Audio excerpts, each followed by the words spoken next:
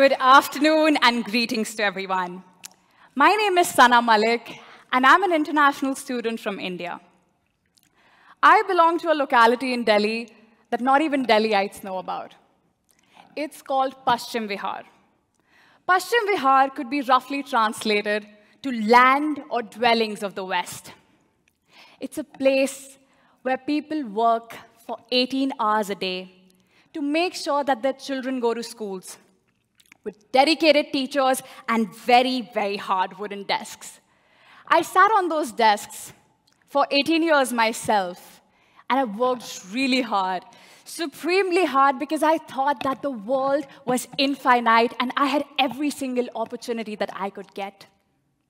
I worked so hard that I emerged as the valedictorian in 12th grade.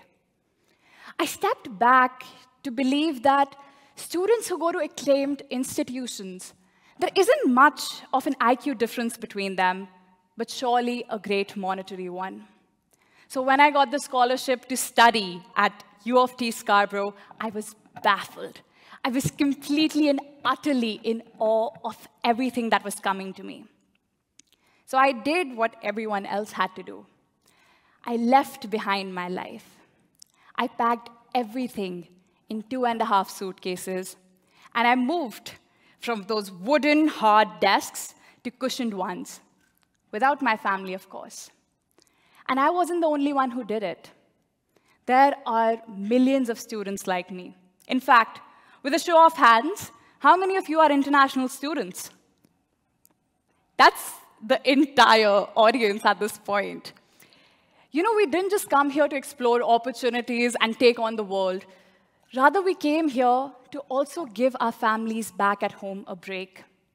Their calloused hands can actually take a break because we are here hustling. Every year, Canada receives more than $30 billion from international students. The country also welcomes more than 400,000 refugees, immigrants, newcomers, and that is something to be in awe of. So, I was on Instagram, like every other student, and I was scrolling through a couple of posts. In fact, I came across this post.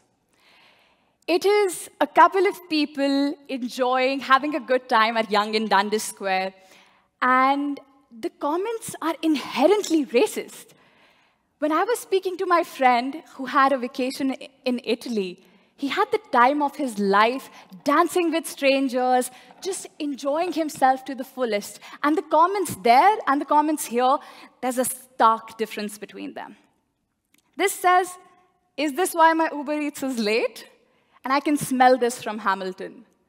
There are multiple variations of these comments on multiple Instagram posts. And they show us something that is very problematic. Discrimination is often not overt. It is given through covert ways. And today, we are victims of it. In 2008, the United States went through a housing crisis. I swear it's connected. And very conveniently, the government shifted the blame to the newcomers, the refugees and the immigrants. They said they were taking away everything. They said that they had bad debt. They were so problematic that they never considered the institutional problems in the country. They simply shifted the blame to those who were marginalized, to those who needed the most help to excel in the country. Canada, unfortunately, is following suit. I'm sure each and every one of us listens to the news. We hear our politicians talk a lot. But these politicians, the housing crisis, the unemployment crisis, every major crisis that is preventing the country from moving forward is because of us. And that is not the truth. We lift your Amazon boxes. We pack your Subway orders. We drive your Ubers, no matter what our qualifications were from back at home. A neurosurgeon has no business driving a cab, but he does that just so he could excel in this country. There is a very problematic us versus them narrative being played. Stuart Hall died telling us this, that ostracizing the other is going to benefit no one. It's going to make sure that the social fabric is going to be torn. Today, I'm not here to rant. I'm here to tell you about the untapped potential that the country holds. These people that are at the margins, they can do so much. We are not rudderless ships. We didn't just come to the country and take away Canada's land. In fact, most of us were invited. We pay taxes, we work hard, we aren't afraid to live in congested housings. But at the same time, we have qualifications, academic and professional. So I started something called the Refugees and Immigrants Organization. TRIO understands that a lack of a Canadian experience, the lack of a robust corporate network, and also the discriminatory machine learning algorithm can put us behind. So we connect them to mentors who came from similar settings and were able to navigate these challenges.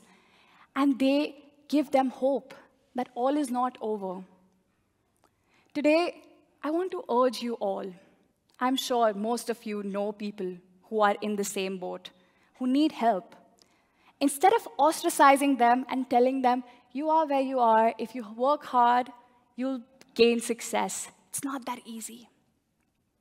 You want to make sure that they have the right resources, that they have the right help, that you put forward your hand and you make sure you're not an anonymous keyboard warrior typing away about your Uber Eats order being late. And I give you all an opportunity to say that if you don't like it, you can simply go back to your own country. That's not nice. But you also forget the 200-year harrowing history of colonialism. You also forget that if we all went back to our own country, religions wouldn't have existed. The Silk Route wouldn't have been developed. Internet would have been a thing with the US Army.